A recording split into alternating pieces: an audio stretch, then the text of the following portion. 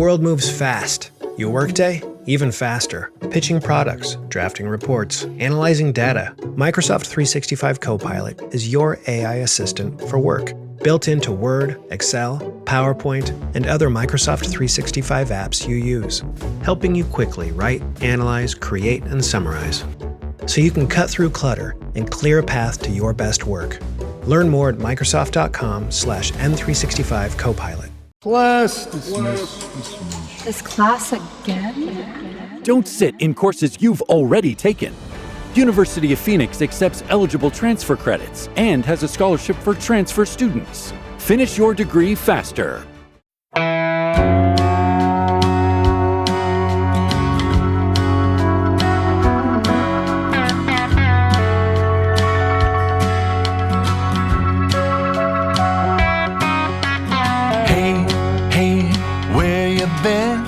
Buckeye Talk is about to begin. Hey, come on in.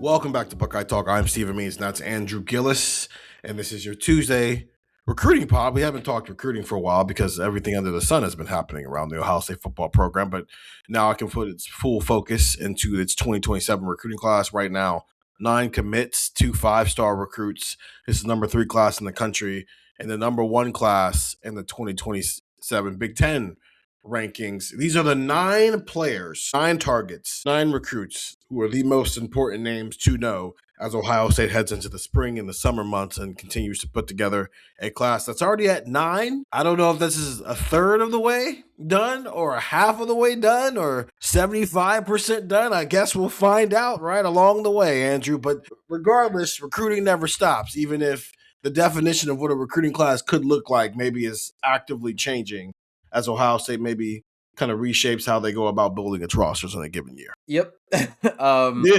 Yeah, it's one of those things where it is a moving target. It is we don't quite know what's going to happen because I'm not sure they have a set plan of what they want 2026 December to look like, because who knows, maybe we've reached a point. By that point, I know the CSC is starting to investigate some of these contracts and NIL deals, and maybe we've reached a point by then where teams are a little bit more rank and file and they're a little bit more, follow the rules type of program. We don't know. And I think, that is something that Ohio State is still trying to figure out the calculus of as they try to navigate this. I mean, there was a reason why they took 28 kids in the 2026 class and then, turned around and had such a heavy portal exodus and, had such a heavy portal class. So, this is just kind of the way of the world, and it is a constant goalpost that is moving up and down, and you still got to make the field goal.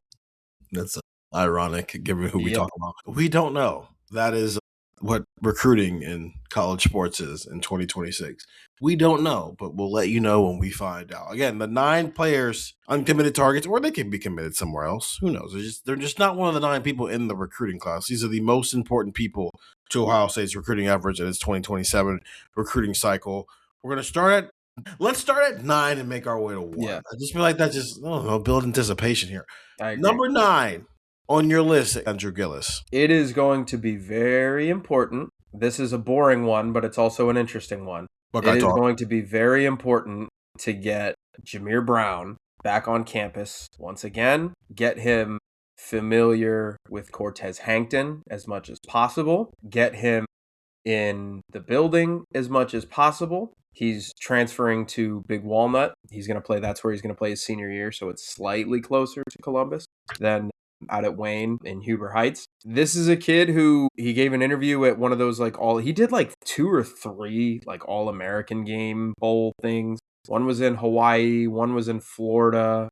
I don't think he did the one in Texas, but he gave an interview down there and said he was going to be taking an OV to Oregon and Miami, and he kind of wants to have this wrapped up. And I think when Ohio State fans hear the names Oregon and Miami, you tense up, reasonably so. So, yeah, for me, I have him last on this list, but I do think his inclusion is important because there's not really been a worry about Jameer Brown from Ohio State circles, just aside from general anxiety. However, it is recruiting in 2026, and I feel like we've said that now since I've been here. Oh, it's recruiting in 2023. It's recruiting in 2024. It's recruiting I feel like we just keep doing that, but this is kind of the way of the world, and making sure he's comfortable with Ohio State and continuing to be comfortable with Cortez Hankton is going to be a big point of emphasis for the Buckeyes here in the next couple of months. Number 6 player, number 1 wide receiver in the country. As you said, he's transferred to Big Walnut, just in Sunbury, Ohio. It's about 45 minutes, 50 minutes from Columbus's campus, from Ohio State's campus, which is a good thing. It's a good thing that he's closer rather than further. I mean, this could have been a situation like with Chris Henry Jr., who was committed, living in Ohio, and then moved out west. And so it's like, okay, it's a little harder to reach a kid out there versus like Jameer Brown's like right up the road here. And I think this is a thing because Ohio State has a new wide receivers coach. And to be frank about it, it might not be a thing in 2.5 months after he's gotten a chance to be around Cortez Hankton. And it's simply because LSU didn't seem like they were in the mix for Jameer Brown. Granted, I don't know how many schools were actually in the mix to begin with because he committed to Ohio State so early. So I understand why he's on the list. He's the best player in the recruiting class. And you just went through a cycle where Chris Henry Jr. on multiple occasions said his recruitment was shut down.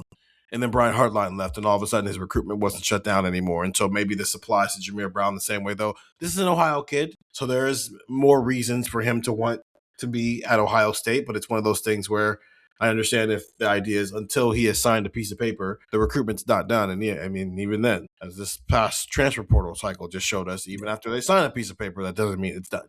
Anything can happen in this sport. But number 1 wide receiver in the country, fast as all can be. Understandable why you have him at number 9. Number 8. Yeah, Ronaldo Perez. He is the number 226 overall player in the class, number 28 defensive lineman.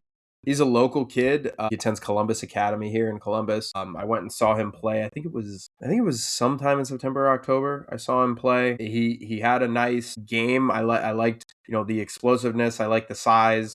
He did kind of mention that he's liking what Ohio State has to tell him. We talked about the relationship that he's built with Larry Johnson. He really, really liked talking to Matt Patricia too. One of the things that intrigued him about just kind of this idea of going to Ohio State was not just staying local. It was this idea of, I watched Caden Curry play over the nose, and on the next snap, I watched him come off the edge. And he was really drawn to that when I talked to him. He earned an offer after camping a couple of times this summer. He really wanted that Ohio State offer. Indiana's in the mix. I know he really liked Purdue. He seems to be one of those kids who is definitely taking his academics seriously. I think there's a difference in recruiting that you kind of have to talk about. That it's fun, I guess, in a way, because sometimes kids say, "Oh yeah, I love academics and I love what my degree can do for me."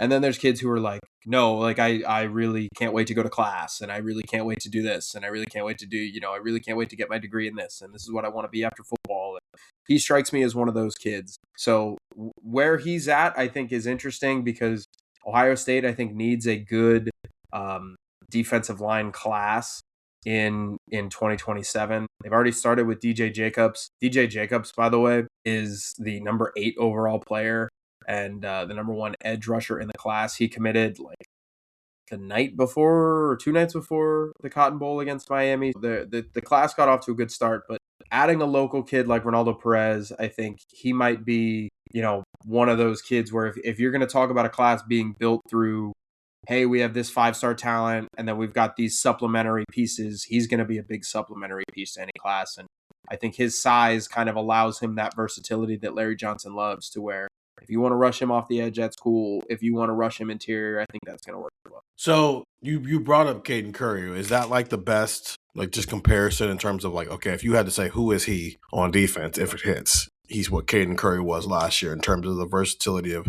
all the different places they can play him. He's 6'5", 245 pounds, and you can move him all over the place. Yeah, I think so. He's a little bit taller though, and that's the interesting thing about it. Like, he is, when I saw, he is only a junior in high school, and when I saw him, he was in his first semester of his junior year of high school. So, this kid can still grow, and I think, the larger you get, the tougher it is to play inside. But if 6'5", 245 kind of is what he is, I think Caden Curry who, by the way, when he was coming out of high school, was listed at 6'2.5", 240. So this to me is a nice comparison. I wouldn't say he's more Kenyatta Jack. I would say his play style is more Caden Curry than anything else. His play style is more Jack Sawyer than anything else. But kind of curious where he's going to map out in terms of height, weight, speed, and how Ohio State wants to use him in that regard. 7. Yeah. Well, it's another place Ohio State needs some help, and they need some help in a couple of different ways. But one of those ways is going to be at corner. So let's take the number 1 player in the composite rankings. John Meredith III. He attends North Crowley High School in Fort Worth, Texas. Number 1 overall player. He's got 42 listed offers on 247. Alabama, Ohio State, Texas A&M. This is somebody that I think is going to be wildly important to get on campus here in the spring. And I don't know. Has Ohio State pulled a 5-star corner out of Texas before when nobody else thought they could? Feels like we've been harping that and banging that drum for quite some time now because they just did it. So to me, John Meredith needs to be on this list because 6'2", 175. I was watching him before we did this. He runs well. He's athletic. He's long. The comp for him, he runs track. The comp for him, by the way, the 247 gives, like people who show up at these scouting combines and people who show up at this stuff, the comp for him is Devin Sanchez. Well, can I ask? I'm asking you as if you're the person who wrote the name Devin Sanchez down on that site. Devin Sanchez has not played enough college football. Yeah, I agree. For us to be like, oh, that's his comp. I totally agree. I mean, but I will say it is also kind of unfair when you look at these comps and you're like, Jalen Ramsey. Well, no, but yeah, Darrell Revis. But that's the thing about comps is that, and I've always had this gripe, people take comps as saying he's as good as that person. Mm-hmm. No, it's the playing style that's similar. Listen, just because you play like Jalen Ramsey doesn't mean you're as good at playing like that as Jalen Ramsey is at playing like that, right? It's that. It's so when people, I don't, the comparison, you being compared to somebody good is like not okay. It's like, all right, that's what I should expect, like in terms of like how you approach football. I think the Devin Sanchez one is funny because Devin Sanchez has played 300 snaps of college football. I don't know if we have enough information on Devin Sanchez to be comparing him to anybody. Devin Sanchez is like still living in John Meredith world. I'm like, okay, who does Devin Sanchez play like? But I guess my question here is, because you're right, they've done this before. They pulled Jeff Okudah out as a number 1 cornerback in the 2017 recruiting class. You pulled Devin Sanchez out as a number 1 cornerback in the 2025 recruiting class. So the idea of Ohio State pulling a 5-star corner from Texas isn't new, right? And that's across 2 different position coaches. Kerry Combs did that in 2017, and Tim Walton recently did that in 2025. He also just got a 5-star recruit in Jay Timmons, who, as of the most recent update of the composite for 247 Sports, they have 3 5-stars. They got Chris Henry Jr., they got Sincere Johnson, they got Jay Timmons. So if you're looking for reasons for why were they okay letting Aaron Scott and Bryce West walk? I don't know. There's a 5-star sophomore and a 5-star freshman. I think they're good. But my question with John Meredith is, and I know there's a reason you have him at 7 and not at number 1, because this is not going to be easy, right? Texas is now good. Texas A&M, SMU, Alabama. It's like, can Ohio State and Alabama get this kid to leave the state? And Texas A&M, Texas Tech, and SMU are all like, well, we'll see about that. We'll see if he leaves. I'm almost asking, like, what does this look like? Like, if he commits to Ohio State, is this like a Devin Sanchez situation where, like, it pops at some point in the next 2 or 3 months here, and we're all like, whoa, like we were with Blaine Bradford, and then we're all going, yeah, but he's going to end up flipping back to Texas, right? And then he never does it? Or is it like Devin Sanchez where he commits in the next couple of months and he just kind of shuts it down and that's that? Or is this something that's going to be a battle all up until like December 4th or whenever signing day is? I don't know that off the top of my head. Yeah, this feels like a battle. This feels like something that's going to be annoying and stressful, and you mentioned it with Texas now, and Alabama's in the mix, and A&M's in the mix, and you know, those things are annoying, I guess you could say, right? You know, he just took a visit to Texas. He just took a visit to, you know, to Alabama, I think, for their like junior day or whatever. Like the other thing that I hate about recruiting sometimes is that when people call different things different names. So like sometimes it's just junior day, but sometimes it's volunteer barbecue, and other times it's Aggie Bash, and it's like, what the hell are you talking about? Just call it Junior Day. No, it's about branding. It's all about branding. Yeah, I hate it. Because then I don't know.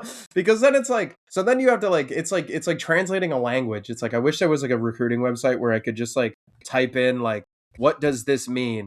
And you could just type in like, you know, hey, Gator Bowl Bash weekend. It just types out Junior Day. Or you just type in like, they're on my list of schools. We'll see if we can get a visit together. Not interested unless the money gets better. Like there should just be a Google Translate for recruiting. I mean, I forget your question, but like I think it's going to be a battle. Yeah, I think it's going to be a battle. And like one of the things that I know talking about with Devin Sanchez, like one of the things that really stuck out to the Sanchez family was how aggressive Ohio State was and how like pretty just on the ball they were with their recruitment.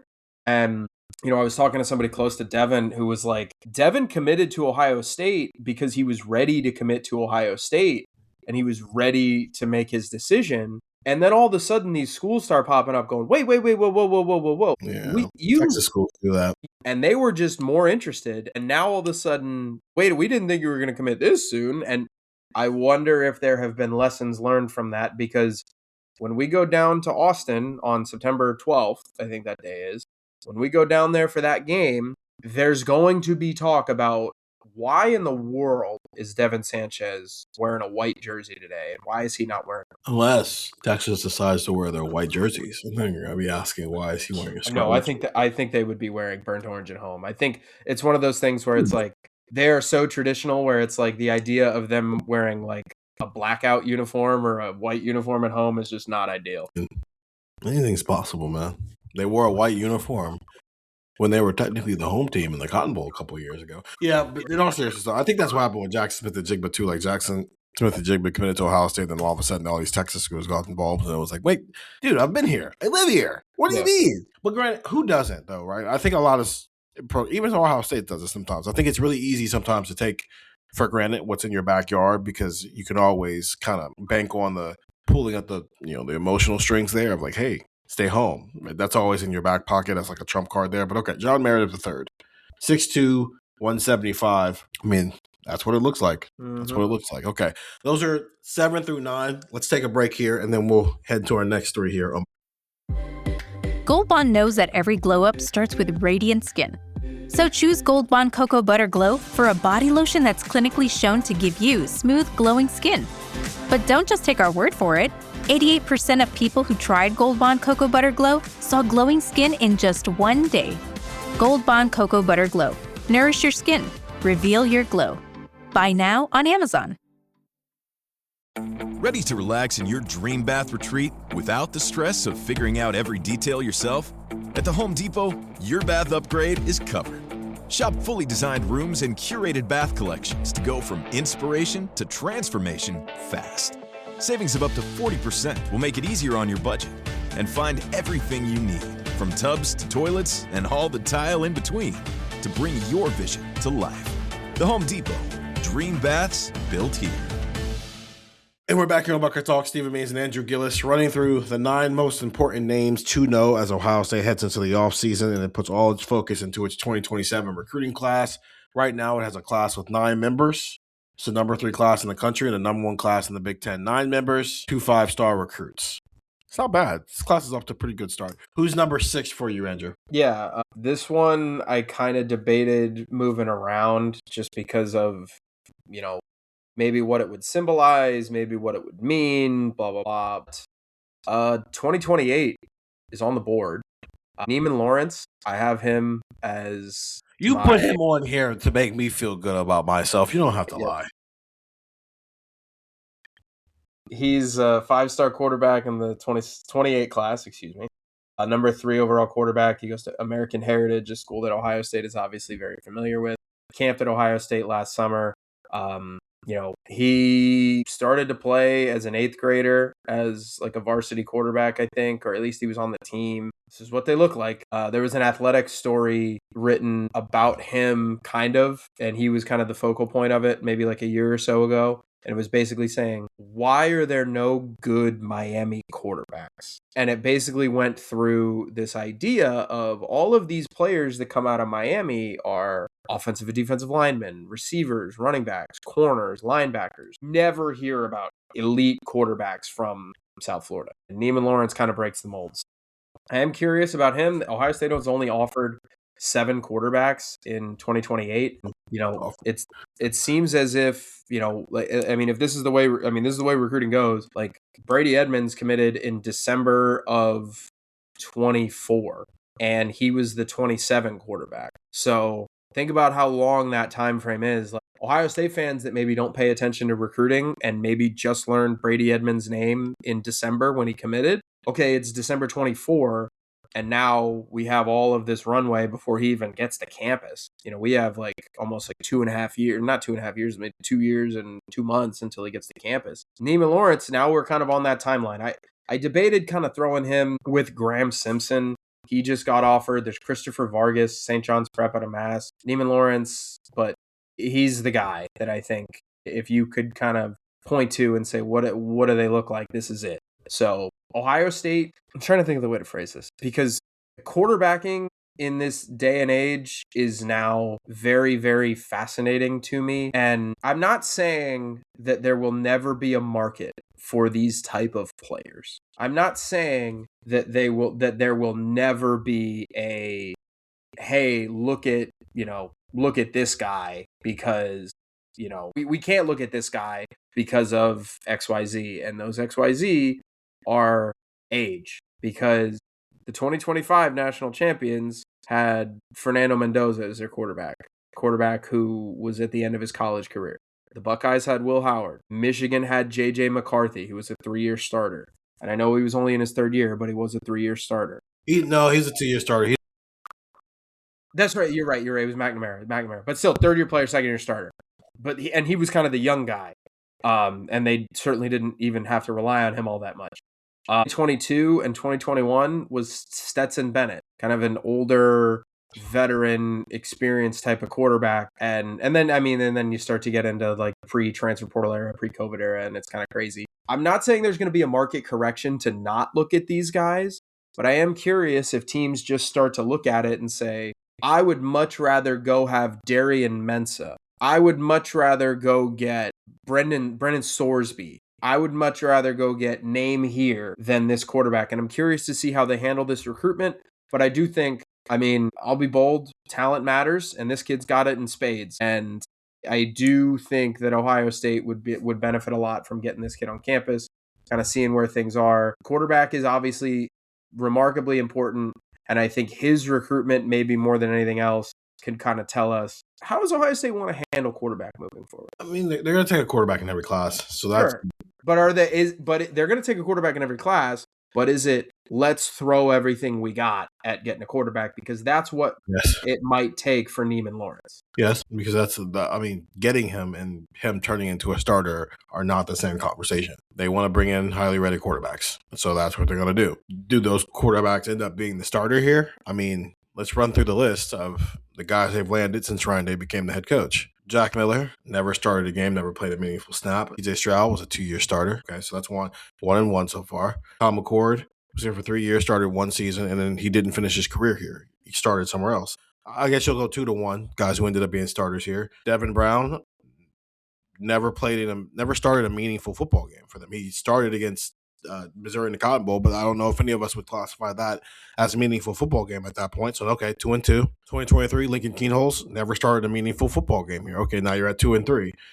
Aaron Nolan was here for 12 months and he left. Okay, that's 2-4. And now you get to Tavian St. Clair, and we'll see what happens there. And obviously, Brady Edmonds is still a commit in this 2027 class. And I'm barring something crazy, I think we both are pretty in alignment that he's going to sign and be at Ohio State next year. So there's that. Fahey, we'll see what happens there. But right now, Ohio State has signed 6 quarterbacks who were, and only 2 of them ended up being starters here. So it's and some of that's because starters, it's a long time, right? Guys are multi-year starters. That happens. I am very fascinated by Tavian St. Clair this offseason. In fact, when it comes to quarterback conversation, I think I'm more intrigued by him than I am by the starter. right now because the starter is about football. And it's like, okay, we can talk about that in August and in July. And that's just about is Julian Sand taking the steps. I have been vastly paying attention to the fact that there's been 2 occasions this year when Ryan Day has made it a point to tell us how young Julian Sand was. And it was at the Heisman Trophy ceremony when him and Julian Sand were standing on stage together talking about his season. And then it was on a radio hit Friday evening last week where he was talking about just how much younger Julian Sand was than all the other quarterbacks in the playoff field. He was the only one where like that was his first year as a starting quarterback in college football, regardless of what level you're talking about, because Trinidad Chambliss obviously started at the FCS level, but he was the only one who had never started a football game before that season. And he kept pushing that point.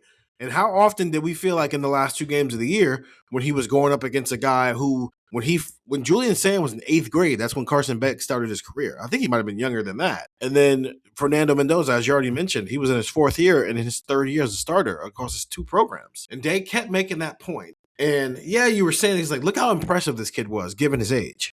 But the sport got older at quarterback. We went from Bryce Young and CJ Stroud as the 2 best quarterbacks in college football in their first full years as starters, and Caleb Williams winning the Heisman and being one of the best quarterbacks in college football in his second year of college football, his first year as a starter, to Jaden Daniels, Fernando Mendoza, Dylan Gabriel, Carson Beck. We can keep going that list on and on. And so I am very fascinated by Tavian St. Clair, and I'm talking about him in comparison to Neiman Lawrence or whoever else they get. I like Neiman Lawrence. I think he's a really talented quarterback. I'm almost wondering if it doesn't matter who Ohio State gets on the recruiting trail anymore, because I am wondering if Tavian St. Clair is the last guy for a while at Ohio State where it's like that guy, we recruited him, we developed him, now he's a starting quarterback. Because the sport's not going to let you do that anymore. You got to go get old. I don't know how many more times Ohio State can put itself in a position where they're heading into a big game and it's the first time that quarterback has played in that big game.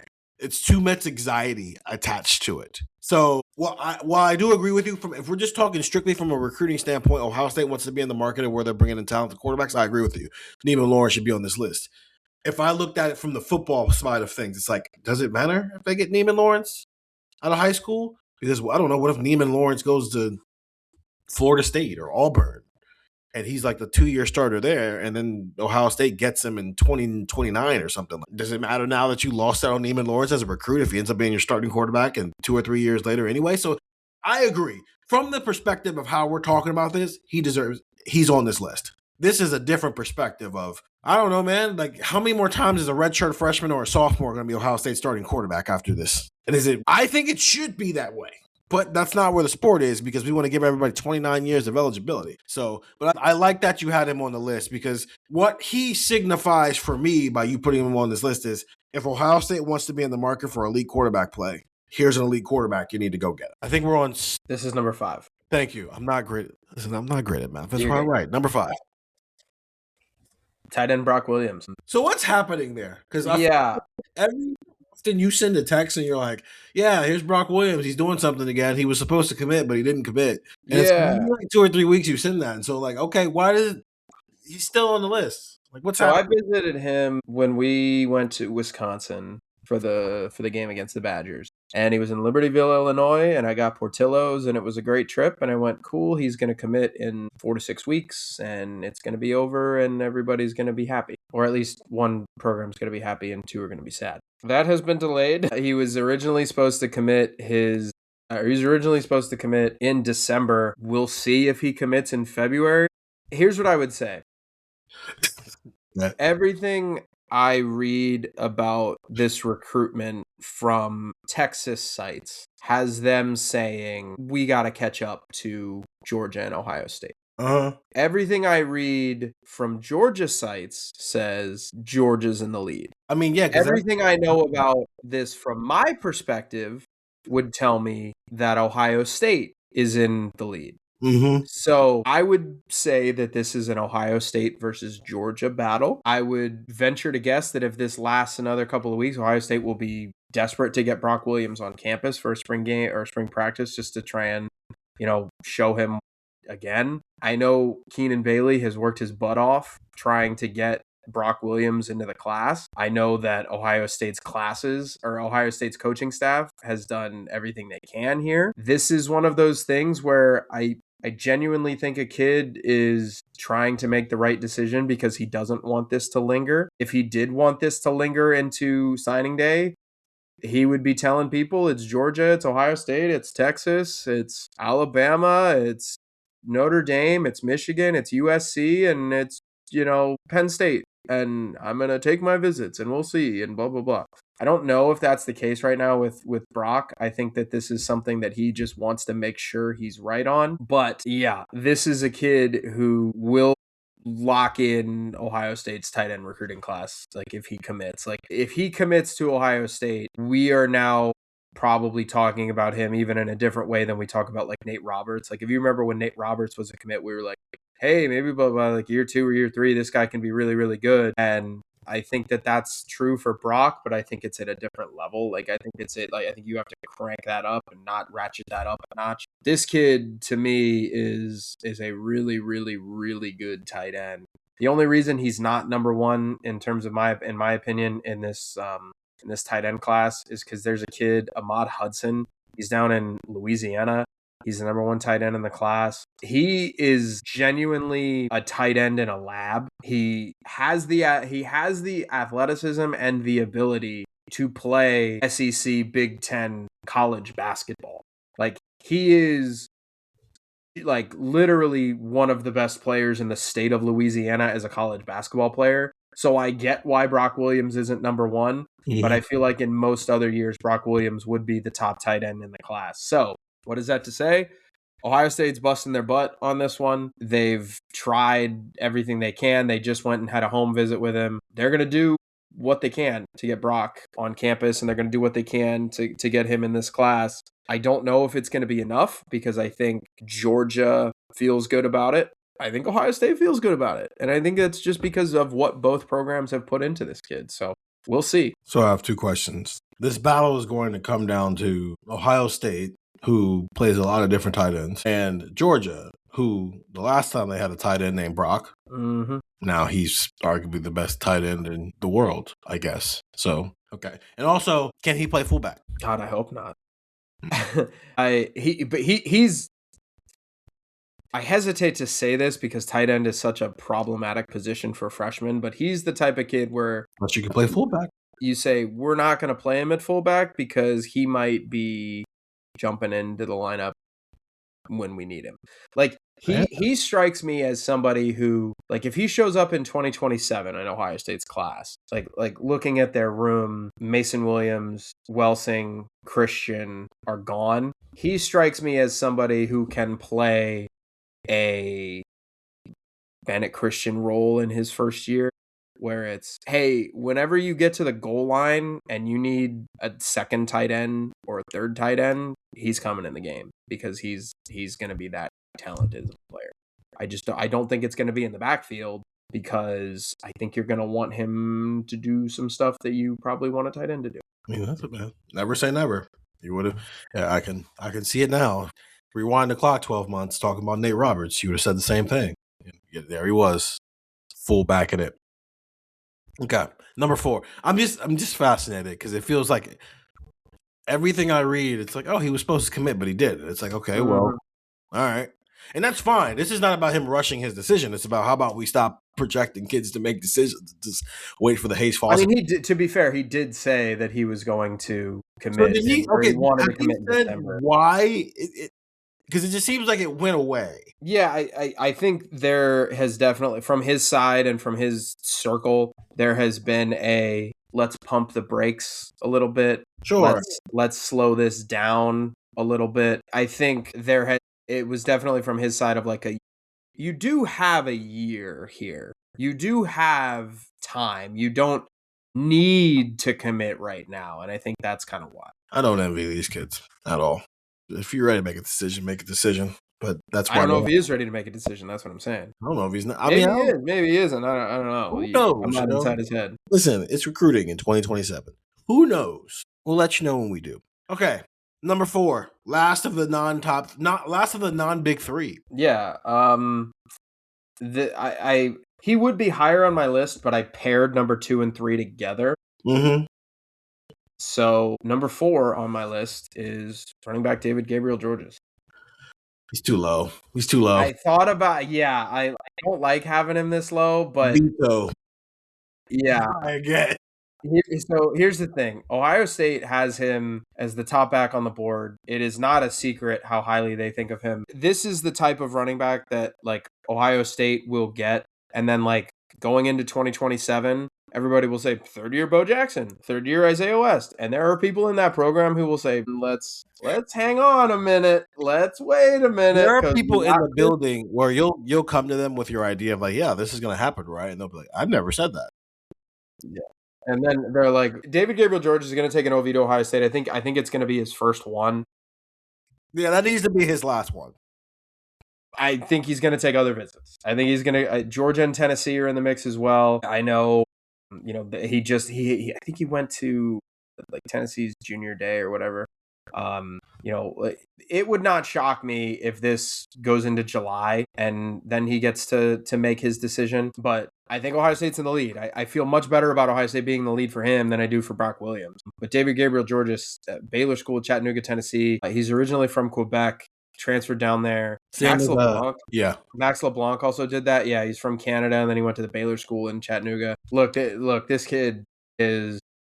I don't like these comparisons all the time, but like I'm not saying play style. This is just like a idea of a person. This is what you expect when a dude like Bijan Robinson or Saquon Barkley shows up on campus. Like that is the hype that we have kind of been told about with David Gabriel-George. So to me, Ohio State's in a good spot here. They are going to have to finish very well. I'm sure he's going to come up for a spring game or spring practice at some point just to talk to Lachlan again, to talk to the coaching staff again, to kind of, get more information. But it's pretty clear where he sits on Ohio State's board. And there are some people who might say, well, he's a 5-star running back. Is it really important to throw money at a 5-star running back? Not always. We just saw Ohio State kind of balk at that. Like Ohio State in the 2026 class, like Steven, Savion Hyder was in that mix and Ohio State kind of felt there. Jonathan Hatton was another guy that was at the top of the board that I know people liked. There were Derek Cooper, like there were running backs that their ranking would kind of indicate where things were, and I don't think Ohio State was kind of willing to play that NIL game. They're willing to play it for this kid. So here's the deal. The reason I'm saying this is too low is now I'm very intrigued to see who you have 1 through 3. There's only one Jeremiah Smith. I want to say that before I say anything. There is only one Jeremiah Smith. But I do think there is a hat that Jeremiah Smith also falls into of when there are people telling you the concept of, I don't really care what else happens as long as I get that guy. And since I've been here covering this team, I think the two people that maybe apply to the most were Jeremiah Smith and Devin Sanchez, where like there is an avid message, a very, very purposeful message of like, yeah, I need a room. If I got that guy, I'll figure out the rest of the room. I literally don't care. I'll figure out the rest of the room. Okay, they're 2 for 2 on those guys. And Jeremiah Smith very quickly showed us why. And Devin Sanchez has sent some Ohio kids packing.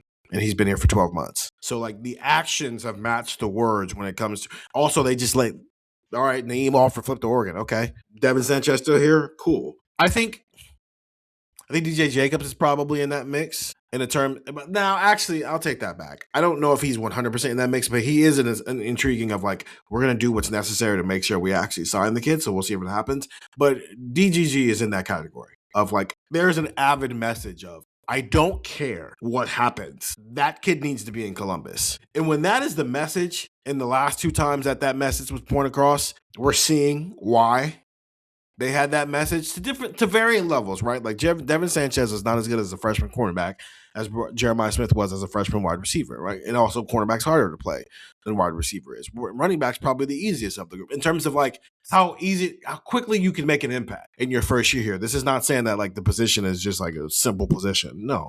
But if that message is similar to those two, and I saw what those two did to validate that message, that's all I need to hear. I don't cover recruiting. Gillis covers recruiting. But when you have coaches coming up to you before games and going, did you see what the kid did last night? That's all the message I need to let me know how good this football player is. Yeah, they're going to have Bo Jackson and Isaiah West potentially for the next 2 years, right? We'll see what happens, right? Because everything's in negotiation at the end of the day. But I don't know, man. We just saw it with Devin and Aaron and Bryce. I don't want to be reckless when I say this. If we find ourselves in a situation where Ohio State is unsure about one of its veteran running backs and they have this kid already signed, I think that we're not going to see nearly as much panic to hold on to a veteran running back if they already know that they have this kid signed and he's already on campus. So, yeah, that's why. I think Ohio State will need to keep one of them for the 27 season. They will need to keep Isaiah or Bo because, like, no disrespect to David Gabriel-Georges. Maybe this kid is wearing a gold jacket one day. Maybe he's Saquon Barkley. However, you do need another guy to pair with him. And I think they would like that to be Bo or Isaiah rather than Favor or Turbo Rogers. And we'll see how this year plays out, obviously. Sure. The 2020 season. It's not unreasonable for, maybe if the Bo Jackson thing happened this offseason, like that happened this offseason. If that happens next year, maybe Ohio State's a little bit more willing to. Because even though you're saying, they need to keep. Do they? I mean, I think you need 2 starting capable running backs. Bo Jackson got the ball 20 times against Michigan, and nobody else carried it more. Like they just didn't. He just got. Yeah, but I mean, that was one game. I think you need him. Yeah, but I don't know. Sure, but how many games out there are you going to need the workhorse? Well, that's the thing. The more you rely on the workhorse, the more you're going to need the second running back. Not really. I mean, I don't know, man. They did it with they slow played Travion, and by the halfway through the 2021 season, he was just a dude getting the ball. Bo Jackson was the only guy. Huh? His injuries were freak accident injuries. He didn't have. Yeah, right, and that's totally fine. But I think that's why you want to have the. Oh yeah, you want to have other good running backs in the room, but I don't know if if your room for whatever reason, and now we're just getting into a hypothetical world. If your room for whatever reason is David Gabriel-Georges, Favor Key, and Turbo Rogers, I think okay, they'll be okay. You want to know why? Because the portal. Legend Bay too. Legend Bay is going to be something very different at Ohio State. I'm very interested to see what happens. Yeah, but even then, it's like they'll go find a guy in the portal. So this idea, it's not going to be David Gabriel-Georges and us two. They'll be okay. They'll figure it out. But I think if you have David Gabriel-Georges, you're more willing to have that flippant idea. Like, okay, if we lose guys, we'll figure it out. They went and got a portal guy this year. They didn't even need a portal guy. They could have rolled into the season with Isaiah West and Bo Jackson, but they went and got Jacoby Jackson. So they'll be okay. They'll be all right. David Gabriel-Georges is a very good running back, and he physically looks like he's ready to carry the ball 15 to 20 times in the Big Ten game for you. And he has a whole nother year of high school left. And running back is a position at Ohio State where, you pop as a freshman. Bo Jackson popped as a freshman. Draven Henderson popped as a freshman. J.K. Dobbins popped as a freshman. Zeke, he had Carlos Hyde in front of him, so they didn't need him to pop as a freshman. But the moment you gave him the ball in his second year, he turned into the best running back in college football. Maurice Claret popped as a freshman. The best running backs at Ohio State in modern day era have all popped early. So, I don't know, if you're talking about people in this 2027 class, if it's all said and done and Ohio State is in it, let's just say they end in a class with Jameer Brown, David Gabriel-Georges, and DJ Jacobs are the 3 best players in the recruiting class, and you told me which one of the 3 has the best chance of being an impact player in year 1, I'm picking this dude. Yeah. And it's not because those 2 aren't good. It's just the room might set up in a way where here, DGG, we're playing at Penn State. Here's the ball 20 times. Well, that's 120 yards and 2 touchdowns. And that's the thing that makes this kind of argument interesting to me with David, because how many times and whether or not you disagree with this line of thinking, I think is a reasonable opinion to have. I think there's reasonable opinions on a lot of side of things in recruiting now. But one of the things you hear about in recruiting is, well, why would we pay a guy who's not going to play a lot year 1? That doesn't make any sense. And I think there's a reasonable argument to be made. Okay, well then don't take the most talented high school players in the country. And I think that's your problem. And it's okay, that's a totally fair point. I think it's a totally fair point to make the point of just saying, this kid's not going to play for us in this year, so why are we going to do this? This kid checks that box. This kid checks that box of, if you pay a lot of money for him, he will play for you. He's very good. Okay, let's take our final break, and then we'll get into the top 3 here on Buckeye Talk. When you want your spring break to feel like... and your kids' pool day to feel like... and your hotel bed to feel like... ooh, and room service to feel like... because at Hilton, hospitality feels like... Your cabana's ready. Would you like fresh towels? It matters where you stay. Book now at Hilton.com. Hilton, for the stay. Experience a membership that backs your business journey. with American Express Business Platinum. Earn 5 times membership rewards points on flights and prepaid hotels booked on AmexTravel.com. Plus, enjoy a welcome offer of 200,000 points after you spend $20,000 on purchases on the card within your first 3 months of membership. American Express Business Platinum. There's nothing like it. Terms apply. Learn more at americanexpress.com/business-platinum. And we're back here on Buckeye Talk. Stephen Means and Andrew Gillis breaking down the 9 most important recruits on the recruiting trail as Ohio State heads into the offseason for 2026. We have made it down to number 3. Who's number 3? You said 2 and 3 are paired? Yeah. Okay, so we can talk about both. Yeah, so I have number 2 is Maxwell Hiller, offensive lineman, 5-star from Coatesville area in Pennsylvania. And I have number 2 as Mark Matthews, number 2 overall prospect, number 1 offensive tackle from St. Thomas Aquinas down in Florida. I mean, look, these are 2 offensive linemen that Ohio State has really been interested in. Hiller was just on campus this past weekend, taking a visit. I know his recruitment is going to continue for a couple of more months. He's got an official visit scheduled right now publicly for South Carolina on June 19th. We're going to start to see these OV dates come out in like March and April. Typically, that's when these things start to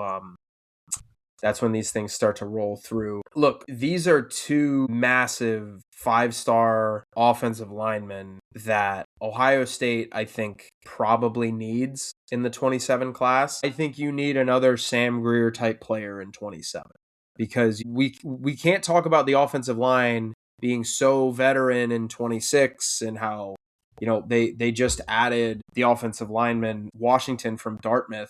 And it's like, oh, well, you add him to a group and he's a 5th year. And then it's Hinsman 5th year, Montgomery 4th year, Josh Padilla 4th year, Austin Saraveld 4th year, Philip Daniels 4th year, Gabe Van Sickles in his 3rd year, Ian Moore's in his 3rd year. You can't talk about all these dudes being draft eligible and then also not be ready to supplement that down the line. And I think Sam Greer is somebody that you would look to and say, you know what, this is somebody that 2027 maybe, but 2028 you would maybe expect him to be your starting left tackle. Carter Lowe, you would certainly expect him to be in the mix for left tackle in 2028 as well. I mean, you probably would like to see him make a push at some point in 2027, but one of these 2 linemen is just not something that Ohio State has done a heck of a lot recently. I think you have to go back to Donovan Jackson. I think that was the last 5-star out-of-state offensive lineman that they've got. I know Hiller and I know Matthews are high in Ohio State. And I know Hiller, Penn State, I think is probably the favorite for Hiller right now. Pennsylvania kid. Matthews has got Florida and Miami and Bama. Matthews definitely feels more, SEC teams are going to be the one to beat, where Hiller, maybe it's Penn State. But these are 2 offensive linemen that Ohio State just has not pulled in. And that's why I had them higher than Jacobs, because it's not both of them. It's not reasonable, I don't think, to say, okay, Tyler Bowen, go land Matthews and Hiller. And if you don't, failure. I don't think that's where we're at with this recruiting class right now, especially when you look at the fact that Ohio State has 9 commitments in 27, and a third of them are offensive linemen. You've got Mason Wilt, Kellen Weimer, 2 Ohio kids, and then you've got Brody McNeil, a kid out of Richmond, Virginia. But I think you need a punch here. I think you need a massive kind of let's go get a dude, because that is what makes this thing go. And I've compared this a lot to a baseball rotation. If you're a baseball fan, sometimes you look at your starting rotation and you go, we got a bunch of 2s and 3s, which is good. But if we go get ourselves an ace, if we go get ourselves a number 1, lock it in, this dude's going to start opening day and game 1 of the postseason series for us, everything else just kind of falls into place. And I think one of these 2 linemen would be that for Ohio State. Matthews is definitely the lock it in, no doubt tackle. Hiller is probably a tackle, but he could also play interior. I think going to get one of these 2 guys would be a massive swing for Ohio State, because it's just not something we've seen them do. I think Hiller maybe is more reasonable just because he's from Pennsylvania. You're asking him to come a state over versus a kid from Florida leaving the South. I don't know why. She said offensive line, they don't leave their region very much. Yeah. It's just not what they do, which I get it, man. If you can stay near home, near your parents and stuff. I get it. So I think Hiller is, but I'm with you. They probably need to land at least one of these guys. If I had to pick one, who's more likely, I'd say Hiller. Okay, number one. Mm-hmm. I cheated. I have 3 names at number 1 because you need, I think, one of them. And I think one of them would do a lot for narrative's sake. I have on my list, well, technically I have 4 names. Manchin Sales, Eric McFarland, Dakota Garant, Easton Royal. Oh, this is a wide receiver conversation. This is a wide receiver conversation. And you want to say I had Neiman Lawrence on the list to appease you. Well, receiver's number 1. You don't know me. You got Jameer Brown in the class, which is great. You got Jameer. That's a good start. It's a great start, even. It's a great way to look at the 27 class and go, we've got a burner. I was talking to one of the other reporters who kind of like just subtly nodded to me when I said, I was not old enough to be around to watch Ted Ginn in high school, but I kind of imagine that's what Jameer Brown is like. And he kind of just said, I think so. So Ohio State's got a good start. But what has Ohio State done in the last almost 10 years now of high school recruiting and development and talent acquisition that has made them unique? It's receiver. Ohio State obviously does very well at talent acquisition, at recruiting, at talent development. They won a national championship, 13 months ago. And they are consistently one of the best teams in college football and in this new expanded playoff era. I mean, once the Big Ten gets their way and we expand to 64 teams, the Ohio State's never going to miss the playoff again. Like, they're always going to be in the field. And one of the reasons why, and it is a very jarring exercise to go back and look at like Ohio State's like 2012 or 2016 or 2017 receivers sometimes, just to be like, this is solid, but like, yeesh. Like, they really did not have this cooking like they do. I think you need another one of those guys under Cortez Hankton. Manchin Sales, 5-star, Lawrence North in Indianapolis. Easton Royal is currently a Texas commit. I didn't know that, actually. Yeah. Easton Royal, he was one of Cortez Hankton's first offers. I thought that was kind of a statement offer because Easton Royal attends Texas, or is from Louisiana and is committed to Texas. Eric McFarland just reclassed and he's in 27. He feels like somebody that's going to be really, really tough to get. Dakota Garant is somebody he's been on campus a handful of times. He was at the 7-on-7 tournament last year. They just offered Julian Caldwell, a 4-star top 60 player out of Argyle, Texas. They have been kind of active on the trail. They have Bryson Thrower, he's a low-star guy, 3-star. But offers are starting to go out, is my point here. Offers are starting to move for these receivers. And I don't know, this is how you prove that we are still Ohio State U if you're Ohio State. Like, this is how you say to the world, this is how you announce to the people of the world, so what, Brian Hartline's at USF? That doesn't mean anything. We're still going to recruit our butts off at receiver, and we're still going to be better than you are at recruiting receiver. I think Ohio State, in landing, and it doesn't have to be Manchin Sales, but I think, I don't know, landing another guy that is in that mix, landing another 5-star, borderline 5-star top, maybe, like I said, Caldwell may be a good example as a top 60 recruit. He might, like, adding a player like that to pair with Jameer Brown when you've got Chris Henry Jr. coming back for year 2, and you look at the rest of that room, and Jaquaden Guilford's going to be going into year 2. And who knows with some of the other, Phillip Bell will be year 3. Like, who knows where we're at? Maybe Jeremiah Smith wants to come back for a 4th year. That was a joke. I'll drive him to Indianapolis for the combine myself. You're going to drive him to Indianapolis for the combine so he won't work out? He's not going to. If there's ever been a player who won't work out at the combine, it's JJ. But he's got to do medicals and stuff. Yeah, he'll do medicals and he'll do team interviews, and then he still has to show up. Yeah, JJ can wear a suit and tie the whole weekend because he's not going to need to exert himself physically.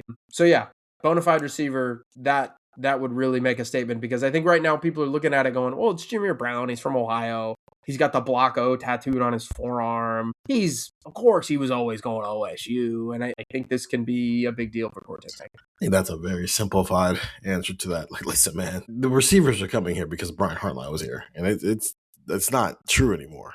You're going to have to come here for Cortez Hankton and other reasons. I think what's interesting about this class is this is a layup class 3 years ago. This is a layup class. You're telling me, hey, Brian Hartline, who routinely went and got 3 or 4 guys to And that was because of attrition, right there. We're going to lose guys to the NFL every single year. Maybe guys are going to transfer. But you're telling me the two best receivers in high school football right now are from Ohio and Indiana?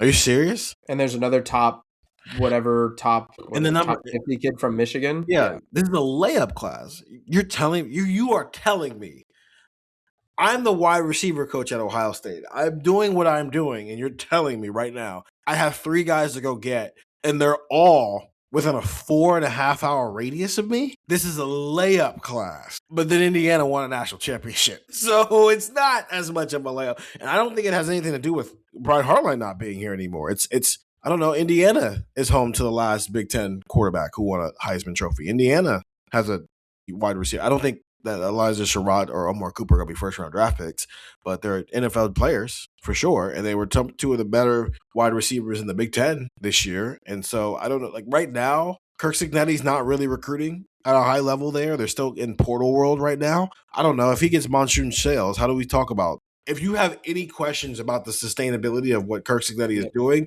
get Monsoon Sales to stay home. Mm-hmm. And all of a sudden, all those questions go out the window for what they want to do with it. Because it's like Monsoon Sales can make staying home and going to Indiana very cool very quickly here if he wants to. And we'll see what happens, right? Because he's got every offer in the world that you can think of, which I also think that's why he's the most important receiver. Because if he stays home, that is a flag. That is a flag being planted in the dirt by Kirk Cignetti and the Hoosiers. Like winning a national title and then backing that up with you just got a 5-star wide receiver who right now there's no reason he shouldn't end up at Ohio State, LSU, USC, or Texas, or even Oregon. And he ended up in Indiana. I think that's a pretty big deal. I agree. I think he should be this. I would have had DGG number 1 just because of the things I've heard.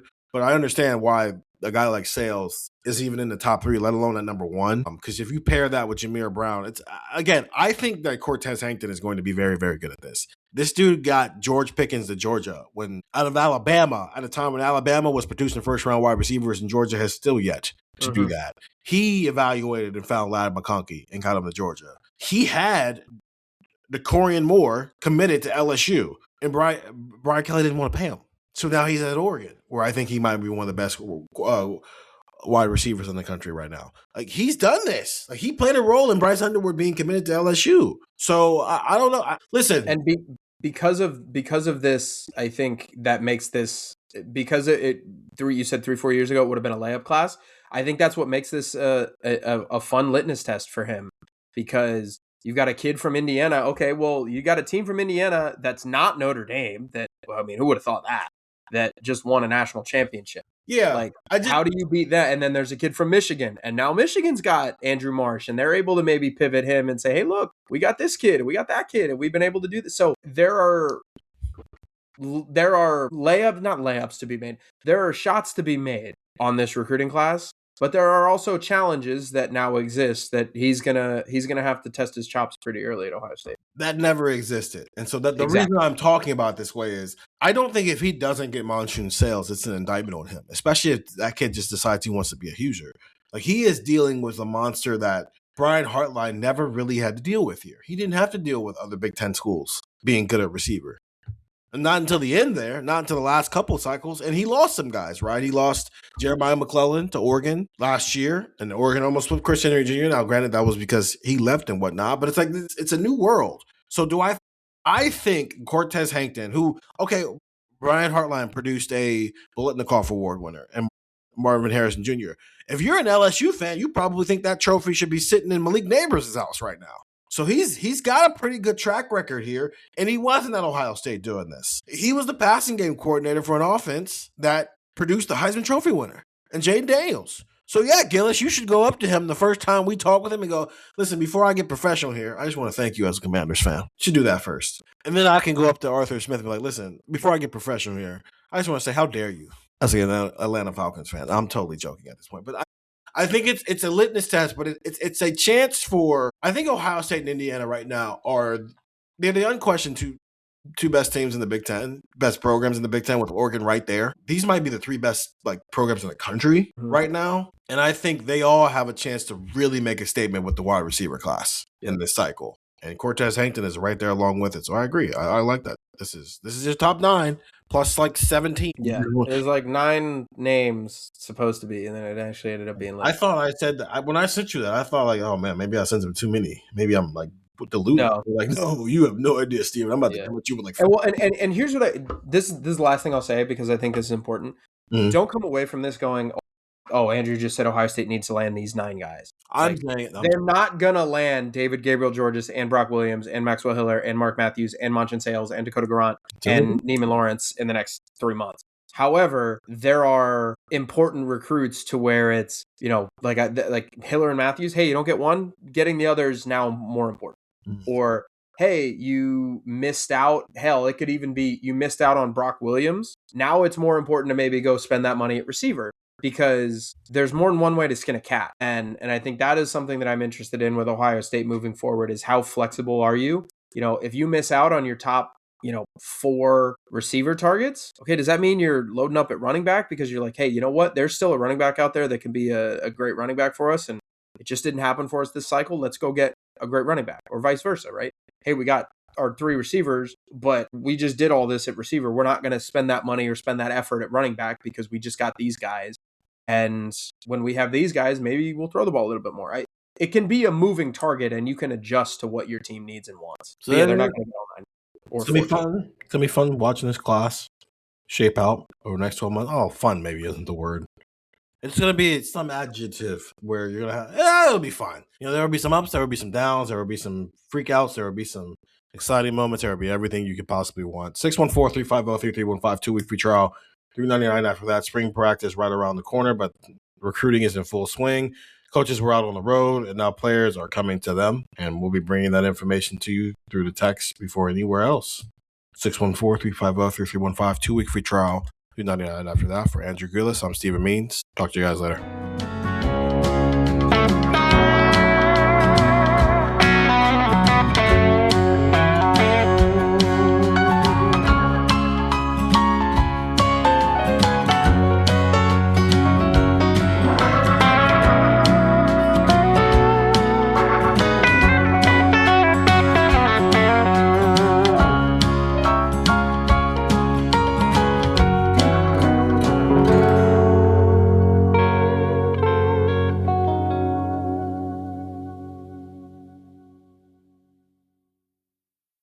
Well, the holidays have come and gone once again, but if you've forgotten to get that special someone in your life a gift, well, Mint Mobile is extending their holiday offer of half off unlimited wireless. So here's the idea. You get it now, you call it an early present for next year. What do you have to lose?